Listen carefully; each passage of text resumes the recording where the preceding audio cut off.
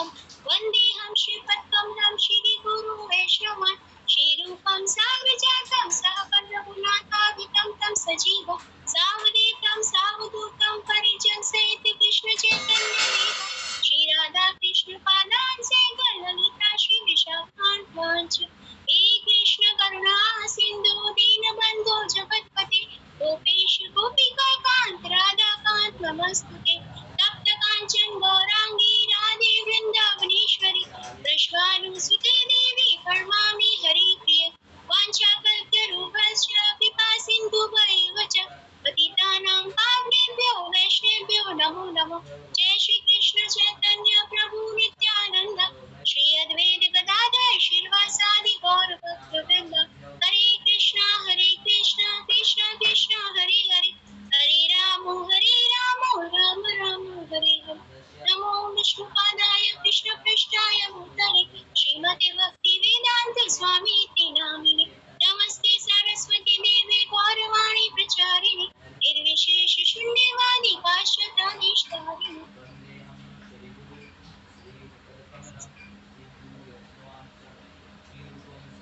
हरे कृष्णा।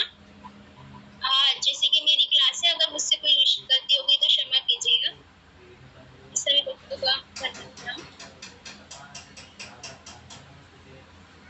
तो आज की कक्षा में है कि भगवद गीता का अध्याय 3 और श्लोका नंबर 27। प्रकृति क्रियमाणि गुणो कर्माणि सर्वश अहंकार विमूढ़ात्मा कर्ता हमीति मन्यते। प्रकृति का क्रियमाणि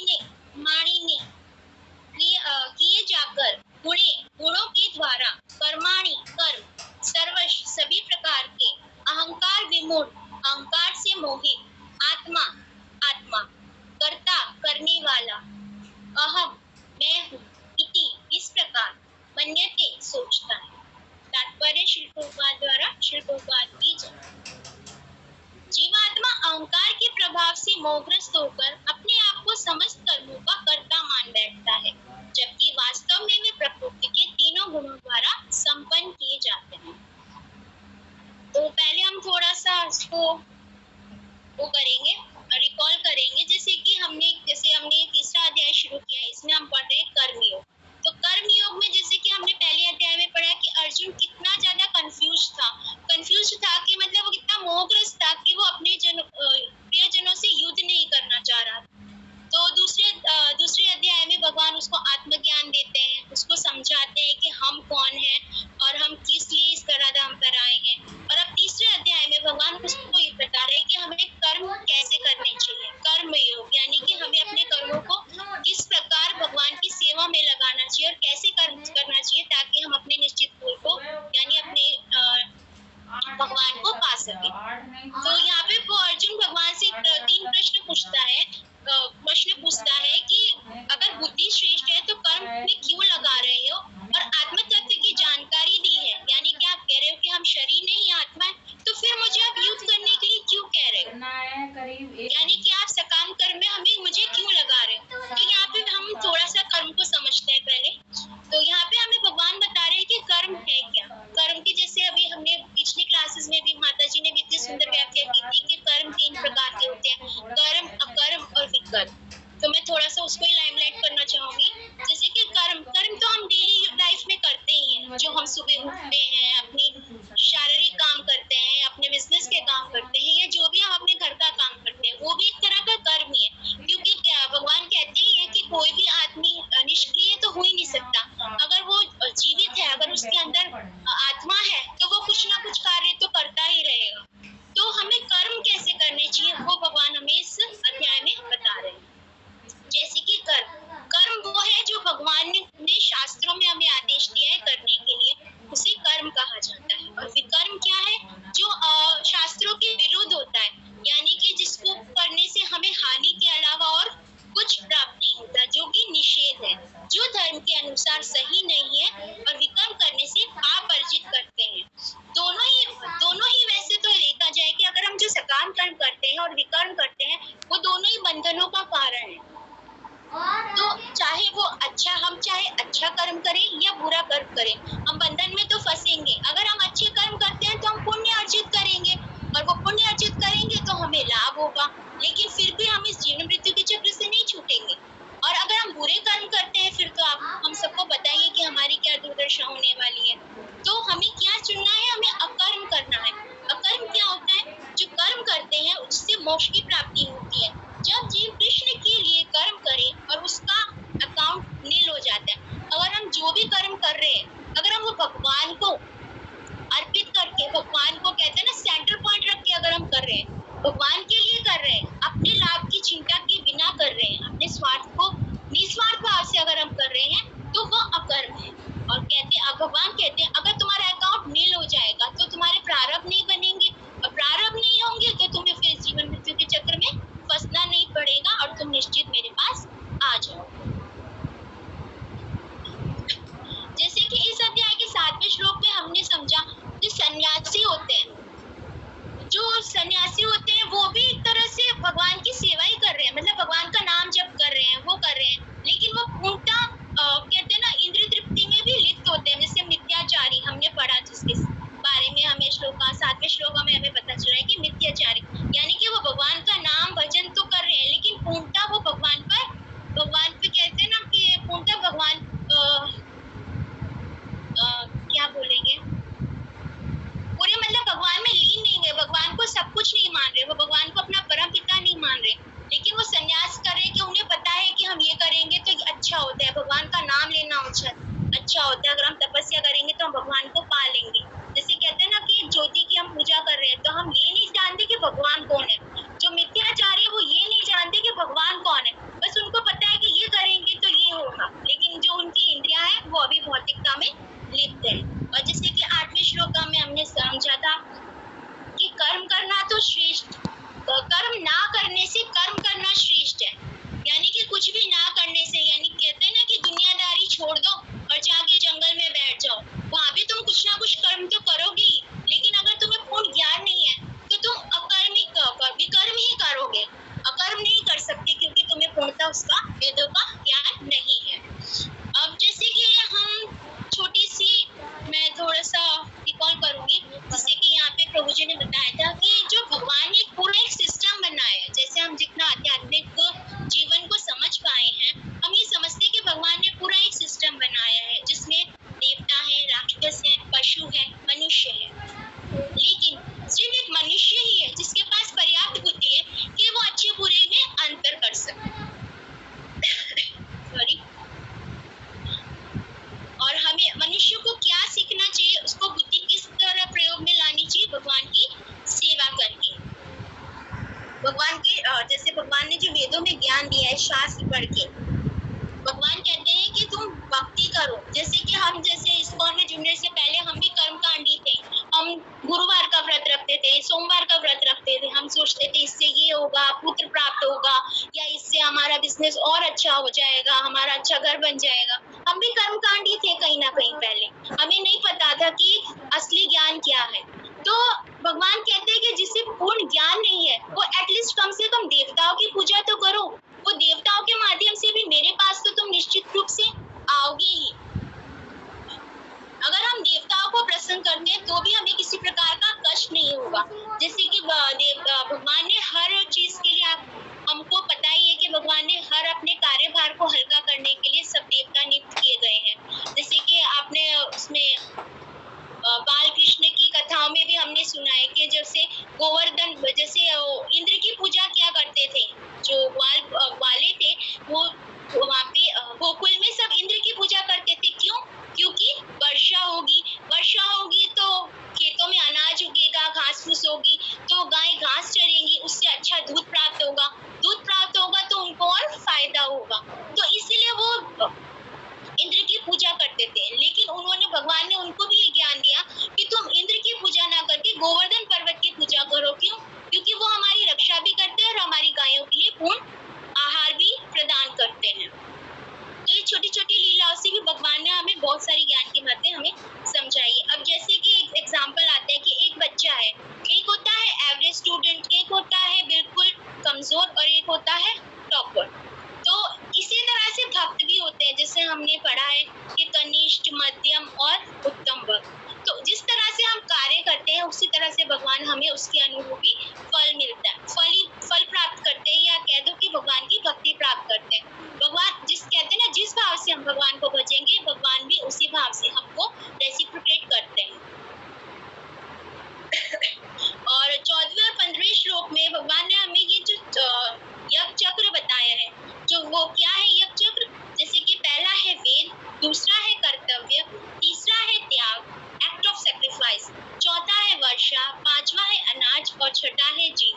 यानी कि जो पहला उसका यज्ञ का चक्र है, जो हमें यज्ञ करने चाहिए अपने जीवन काल में, पहला है वेद, यानी हमें वेदों का अध्ययन करना चाहिए।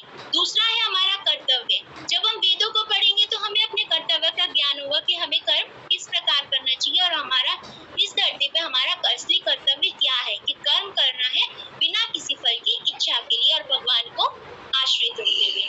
तीसरा है त्याग, हम भौतिकता में नहीं फंसेंगे, त्याग करेंगे, हमें जो जरूरी है उसी में लिप्त रहेंगे, क्योंकि हमें पता है कि हमें जो भोजन करना है भगवान को भोग लगा के खाना है, हमें जो भी कार्य करना है हमें इसलिए करना है कि हम भगवान की सेवा कर सके। तो हम कहते हैं ना, मटीरियलिस्टिक वर्ल्ड में हम लोग नहीं फंसेंगे, हम दुनियादारी में नहीं फंसेंगे, हमारे अंदर एक त्याग की भावना, एक वैराग्य अपने आप उत्पन्न हो जाएगी।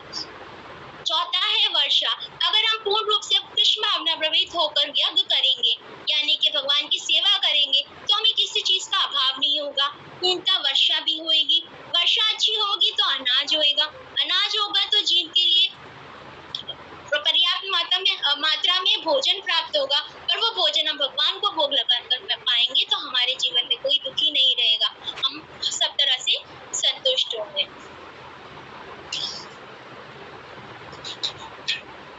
अब श्लोका की तरफ पढ़ते हैं। तात्पर्य, जो व्यक्ति जिसमें एक कृष्ण भावना भवित है और दूसरा भौतिक चेतना वाला है, समान स्तर पर कार्य करते हुए समान पद पर प्रतीत हो सकते हैं, किंतु उनके पदों में आकाश पाताल का अंतर है। जैसा कि मैंने बताया कि जैसे हमने कल भी पढ़ा था कि एक कृष्ण भावना भवित व्यक्ति और एक कृष्ण भावनाहीन व्यक्ति दोनों अगर सेम पोजीशन पे ही है, अगर हम समझे कि एक ऑफिस में अगर वो सेम पोस्ट पे है, लेकिन उनकी इच्छाओं में और उनकी कहते हैं ना, उनकी इच्छाओं में और उनकी उसमें बहुत ज्यादा जीवन शैली में बहुत ज्यादा फर्क पाएगा। क्यों? क्योंकि एक वो भौतिकता में लिप्त होगा, वो ज्यादा से ज्यादा अपना प्रॉफिट पाना चाहेगा, ज्यादा से ज्यादा अपनी उन्नति करना चाहेगा, लेकिन जो कृष्ण भावना भवित व्यक्ति होगा वो हमेशा संतुष्ट रहेगा, और वो जो भी उसको मिलेगा, जो भी उसके पास पोस्ट पोजीशन और जो भी है, वो यही सोचेगा ये सब मेरे भगवान की कृपा के कारण ही मुझे मिला है और वो मुझे उनकी सेवा में लगाना है। भौतिक चेतना वाला व्यक्ति अहंकार के कारण अस्वस्थ रहता है और वह सभी वस्तुओं का करता है। वह ये नहीं जानता कि शरीर की रचना प्रकृति के द्वारा हुई है, जो परमेश्वर की अध्यक्षता में कार्य करती है। भौतिकवादी व्यक्ति ये नहीं जानता कि अंततः वह कृष्ण के अधीन है। यहाँ पे प्रभुपाद जी हमें यही बता रहे हैं कि जो अगर वो पोस्ट पोजीशन पे, अच्छी पोजीशन में है, जो भौतिकवादी है, वो यही सोचेगा ये सब मेरी मेहनत का परिणाम है, इसमें भगवान ने क्या किया, मैंने अच्छे से पढ़ाई की तो मुझे अच्छी जॉब मिली है, और मैं अच्छी जॉब मिली है तो मैं अच्छे से कार्य करता हूँ इसलिए मुझे प्रमोशन मिली है।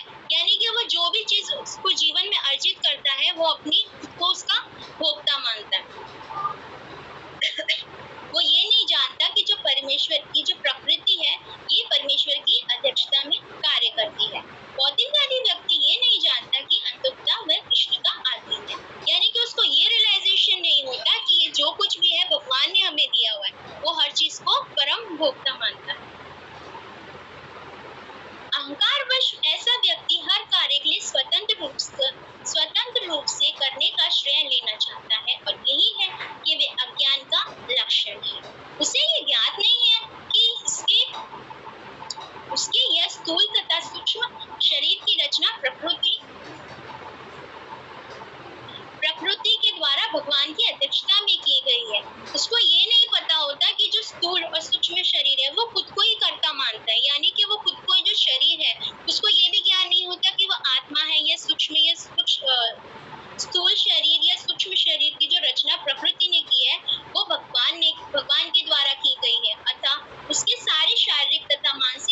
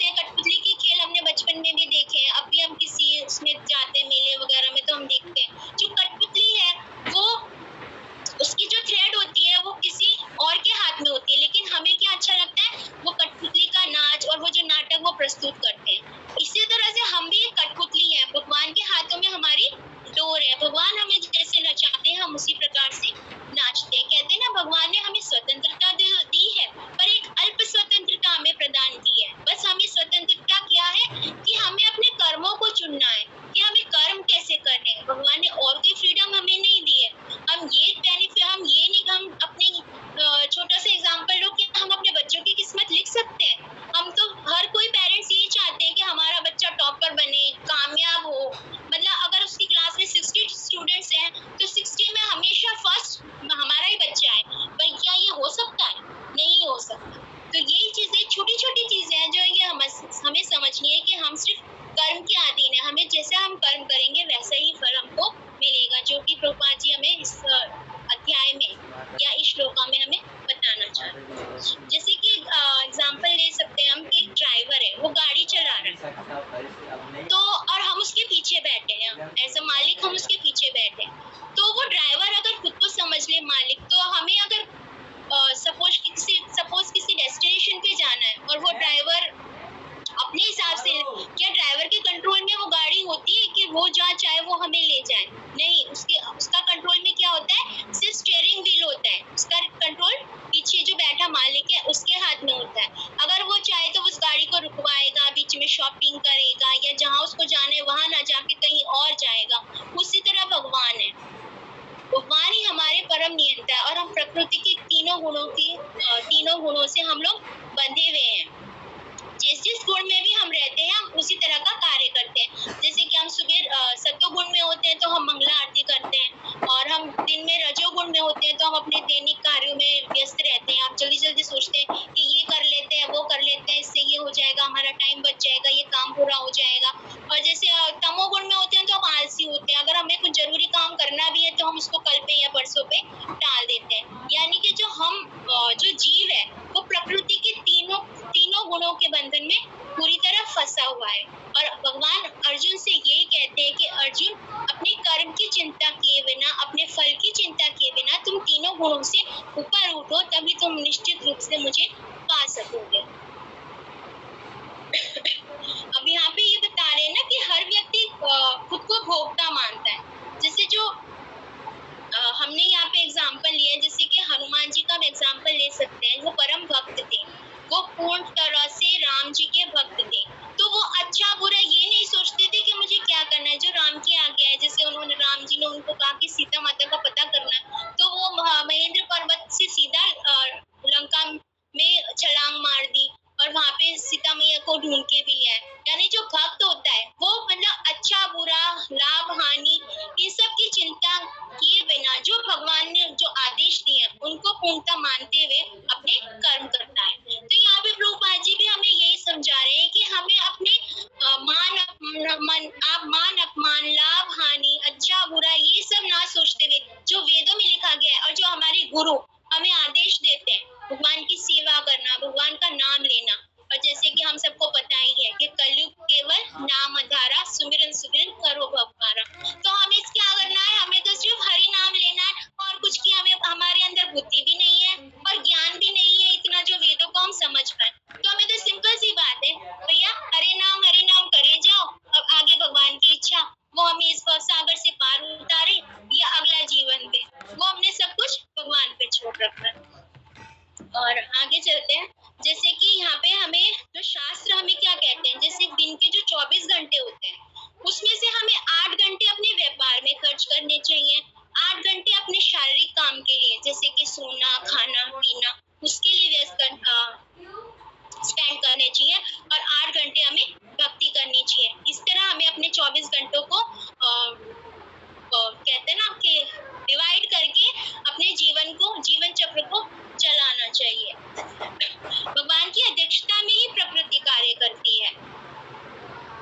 हम परम भोक्ता नहीं है। हम सपोज कि हम कहीं घूमने गए हैं और चोरी हो जाए या हमें चोट लग जाए, तो हम इसके लिए किसको रिस्पॉन्सिबल नहीं रखेंगे। अरे तुमने ताला नहीं लगाया होगा, अरे तुमने ध्यान नहीं दिया होगा, अरे तुम घर छोड़ के चले गए, हमें तो ऐसा नहीं करना चाहिए था। अगर वो हमारी किस्मत में लिखा है कि वो लॉस होना है तो वो होकर ही रहेगा, उसको हम रोक नहीं सकते। और जैसे कल माता जी ने बताया था ना, अगर हमारे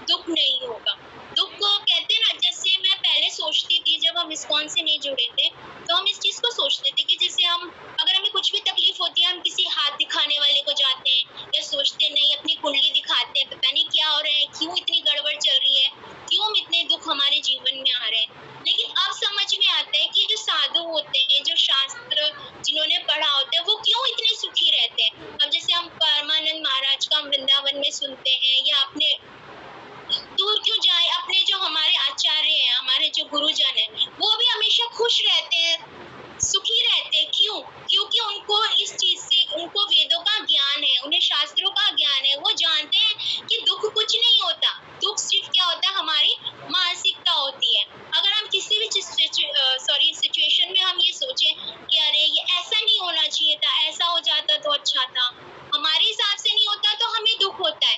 तो इसलिए हमें, मतलब जहाँ तक मैं समझती हूँ कि भगवत गीता पढ़ने से और ये क्लासेस अटेंड करने से, भक्तों का संग करने से, मुझे एक चीज समझ में आई कि हमें कोई भी कभी भी एक्सपेक्टेशंस नहीं रखनी चाहिए। अगर हम एक्सपेक्टेशंस रखेंगे तो हमें दुख निश्चित तौर पे होगा। तो हमें क्या करना है, हमें कोई भी एक्सपेक्टेशन नहीं रखना, जो भी हो रहा है, जैसा भी हो रहा है, हरी इच्छा।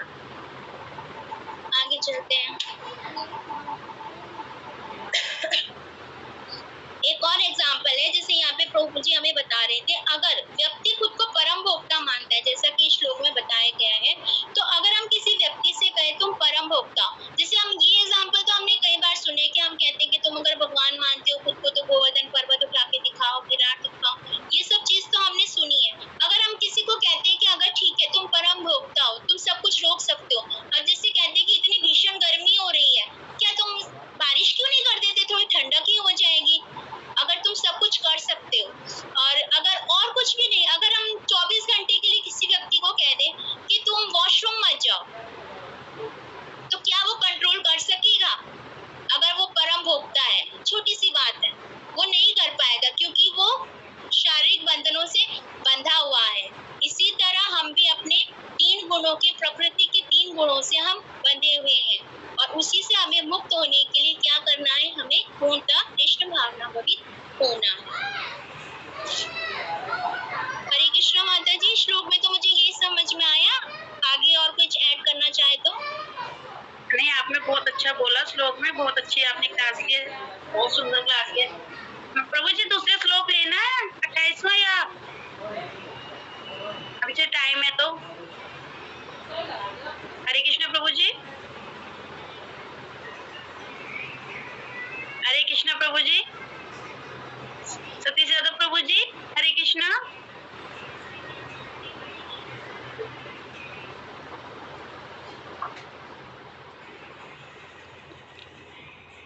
माता जी दूसरे श्लोक। हरे कृष्ण माता जी। माता जी अभी टाइम है, माता जी आप ले सकते हो माता जी एक श्लोक। जी माता जी, हरे कृष्ण। तत्त्ववितु महाबाहो गुणकर्म विभागयो गुणागुणेषु वर्तन्त इति मत्वा न सृजते।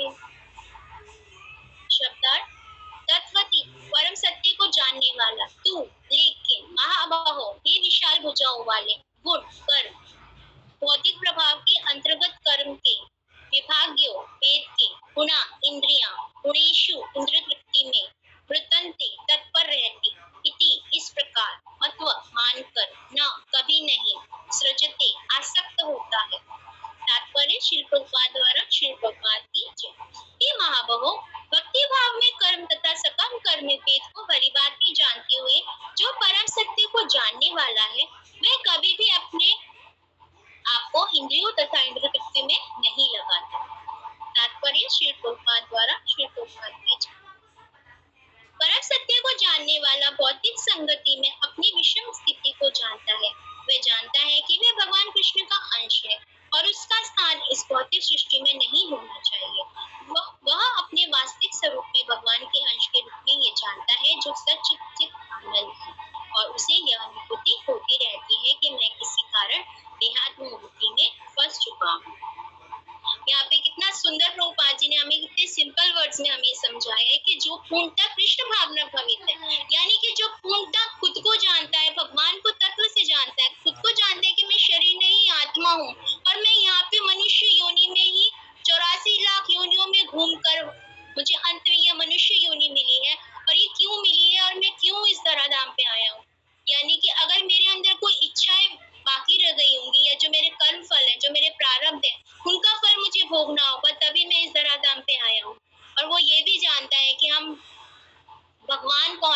मुझे भगवान के पास वापस जाना है।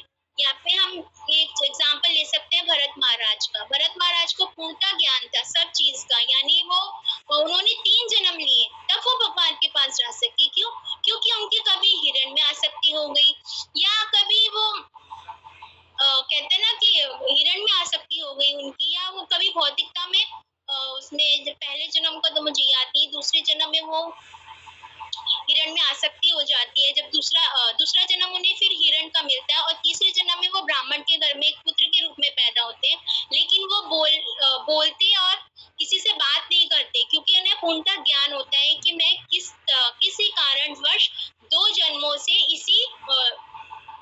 इस कहते हैं ना धरती पर बार बार मेरा कहते हैं ना वापस मुझे आना पड़ रहा है। मतलब मैं जन्म मृत्यु के चक्र से छूट नहीं पा रहा हूँ, क्योंकि मैं कभी ना किसी कारणवश भौतिकता में फंस जाता हूँ।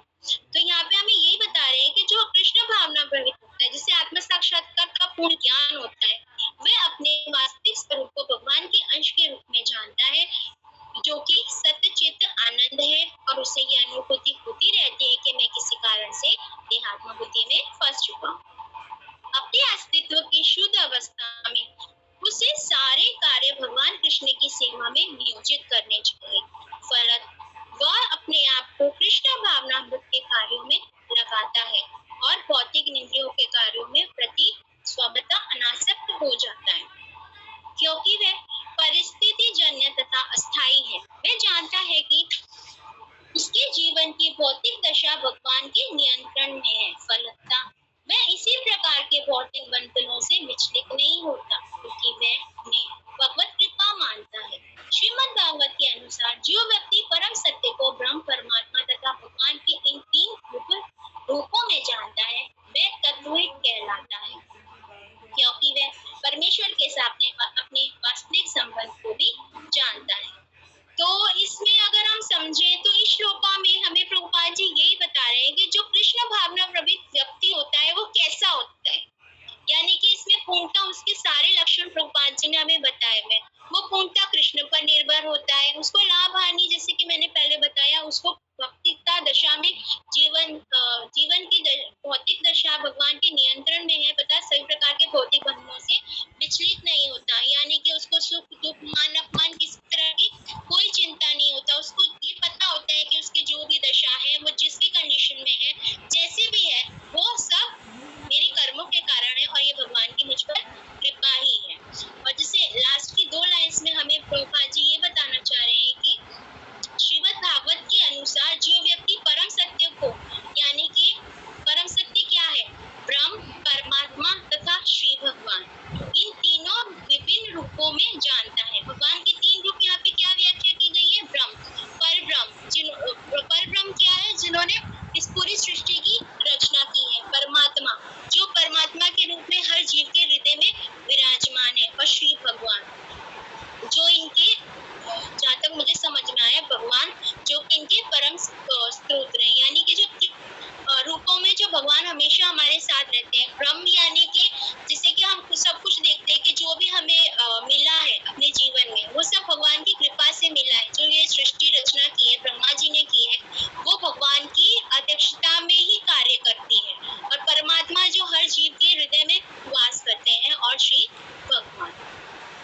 यानी कि जो भगवान को, छोटी सी बात है, जो भगवान को तत्व से जानता है और अपने संबंध को भगवान से जानता है, यानी कि हम भगवान के क्या है, नित्य दास। एक तरह से वो भगवान हमारे परम पिता है, और हम उनके अंश मान रहे हैं, और हम उनके पुत्र कह लो, या उनके बच्चे कह लो, या हम उनके अंश है। और हमारे अंदर भी वही गुण है जो भगवान के अंदर है, पर हमारे अंदर बहुत आंशिक मात्रा में है।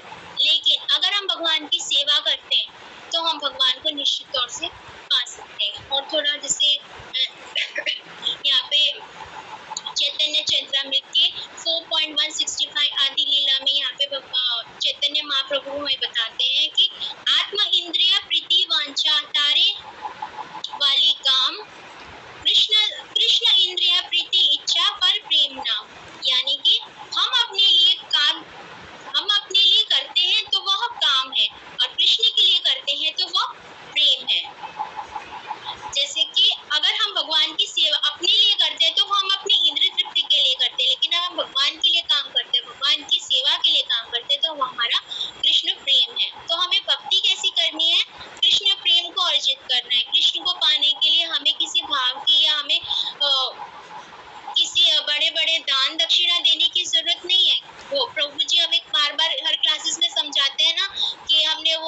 श्लोक सुना है, पत्रम फलम तोयम, मुझे इतने संस्कृत नहीं आती, कि उसमें भी कहते हैं ना कि जो मुझे निश्चल भाव से जो भी मुझे अर्पित किया जाता है, कि फूल, पत्ता, जल, और वो भी तुम्हारे पास नहीं है, अगर तुम प्रेम से एक आंसू भी मेरे लिए बहा दोगे ना, कृष्ण प्रेम के लिए, तो भी भगवान को पा सकते हो। यानी कि भगवान तो सारी लक्ष्मियों के स्वामी है, भगवान को हमारी किस चीज की जरूरत है? हम आरती में कहते हैं ना, तन मन धन सब कुछ है तेरा, लेकिन फिर भी हम भगवान से कुछ ना कुछ मांगने की इच्छा लेकिन भगवत गीता हमें क्या सिखाती है? हमें भगवान से कुछ मांगने की इच्छा नहीं रखनी। कहते हैं ना, अगर आप शुद्ध भक्ति, जिसे हम देखते हैं कि जो शुद्ध भक्त होते हैं, जो पूर्णतः कृष्ण भावना भवित होते हैं, भगवान कहते हैं ना कि मैं तुम्हारी सारी इच्छाएं, जो तुम्हें जरूरत है वो पूरी करूंगा, और जो तुम्हारे पास नहीं है वो तुम्हें निश्चित तौर से दूंगा। तो तुम्हें चिंता किस बात की है? एक एग्जाम्पल हम यही ले सकते हैं, जैसे कि हम अपने पेरेंट्स से, अगर हमारे पास कुछ नहीं है तो हम किससे याचना करेंगे कि भाई पापा मेरे पास नहीं है, मुझे ये दिला दो या मुझे ये कर दो। इसी तरह से भगवान है, अगर हम भगवान को पूर्णतः कहते हैं ना स्नेह करते हैं, पूरी इज्जत करते हैं, पूरा विश्वास रखते हैं, तो हमें पता है कि हमारा कुछ भी कभी भी हानि नहीं हो। तो हमें क्या करना है? हमें पूर्णतः कृष्ण भावना भवित बनना है और आत्म साक्षात्कार ज्ञान अर्जित करना है, वेदों का अध्ययन करना है और शुद्ध नाम हरि जप करना है, ताकि हम कृष्ण भगवान को पा सकें।